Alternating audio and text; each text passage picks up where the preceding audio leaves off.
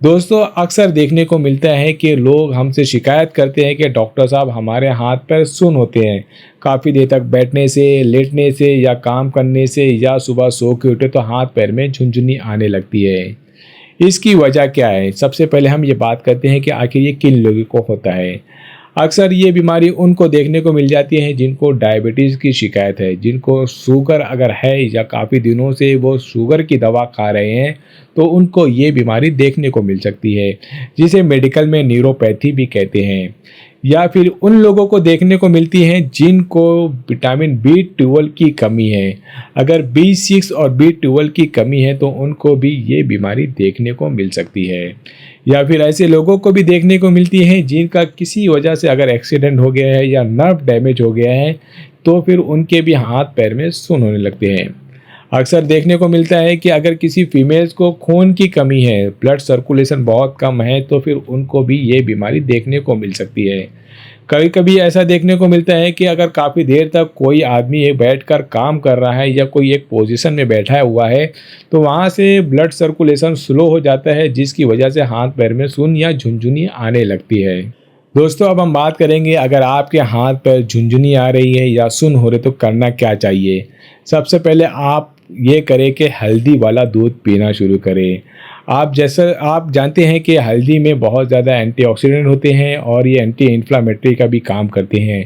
इसमें एक किस्म का केमिकल पाया जाता है जिसे हम क्यूरामीन कहते हैं। ये हमारे खून को पतला करता है और ये ब्लड सर्कुलेशन को ठीक करता है।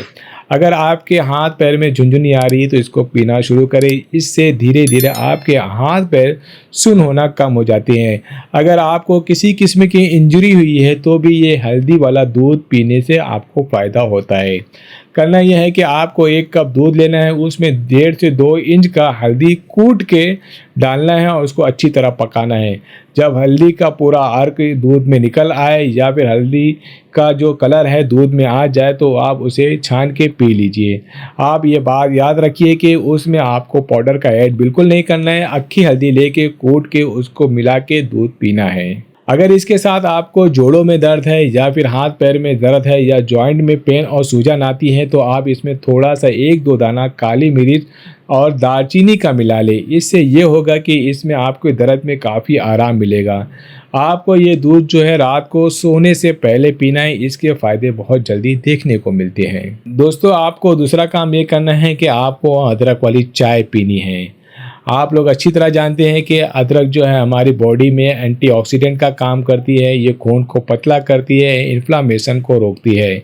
आपको ये नॉर्मल चाय बनाते हैं उस तरह नहीं करना है। इसमें चाय की पत्ती, शक्कर बिल्कुल ऐड नहीं करना है।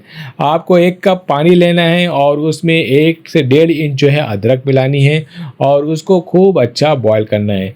अदरक मिलाने से पहले उसको साफ़ कर ले, खूब अच्छे से कूट ले। उसके बाद कूटने के बाद बारीक बारीक टुकड़ा जो है उसको पानी में मिला दे।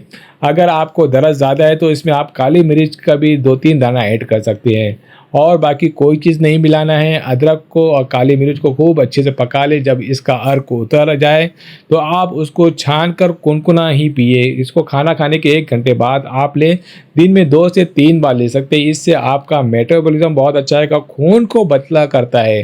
खून पतला होने से ये हमारी नसों में आखिर तक जाता है। न्यूट्रिशन बराबर हमारी नसों तक पहुंचता है, जिससे आपके हाथ पैर में झुनझुनी काफ़ी हद तक ख़त्म हो जाती है। दोस्तों तीसरा काम ये करना है कि दाल चीनी वाली चाय पीनी है। दाल चीनी जो होती है हमारे बॉडी के लिए बहुत फ़ायदेमंद है। ये हमारी नसों को खोलती है, ब्लड सर्कुलेशन को साफ़ और तेज़ करती है। चाय को पीने का तरीका ये है कि इसी तरह जैसे आपने इससे पहले चाय बनाई है, 1 कप पानी लेना है, 1.5 से 2 इंच तक आपको दालचीनी लेनी है। उसको पानी में बहुत अच्छी तरह उबालना है। उबालने के बाद इसको आप छान लें और खाना खाने के 1-1.5 घंटे के बाद इसको थोड़ा थोड़ा पीजिए। इससे ब्लड सर्कुलेशन बहुत अच्छा होता है। हमारी जो वेन्स और आर्टरीज होती है बहुत मजबूत और साफ़ होती है। एंटीऑक्सीडेंट का भी काम करती है और इसकी वजह से हमारे हाथ पैर में अगर झुनझुनी आ रही है वो भी ख़त्म हो जाती है। दोस्तों सबसे आखिरी चीज़ जो मैं बता रहा हूँ वो है मेथी का दाना। आप लोग अक्सर गांव और देहात में, अब तो शहरों में देखने को मिलता है, जिनको शुगर की शिकायत है या जिनको डायबिटीज़ है, वो लोग मेथी का दाना इस्तेमाल करते हैं और काफ़ी हद तक उनको इससे कंट्रोल देखने को मिलता है।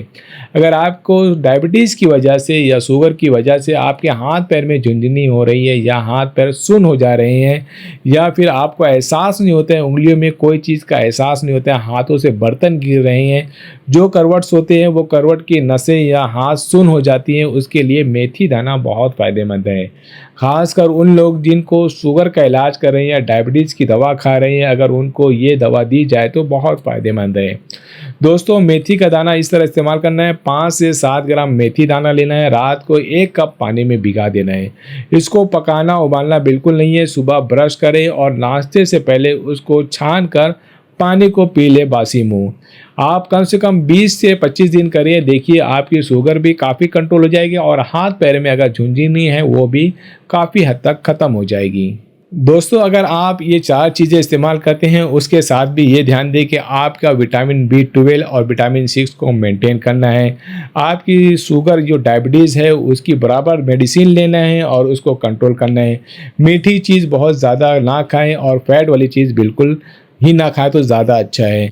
आप डेली थोड़ा एक्सरसाइज करिए, वॉकिंग करिए, योगा करिए और साथ ही साथ वक्त पे खाना खाएं, वक्त पे उठें और अपने आप को थोड़ा एक्टिव रखें।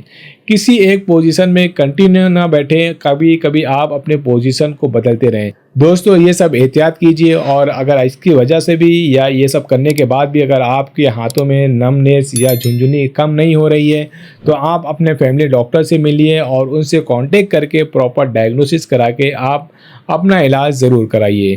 दोस्तों, वीडियो अगर अच्छी लगी है तो चैनल को लाइक, शेयर और सब्सक्राइब ज़रूर करें।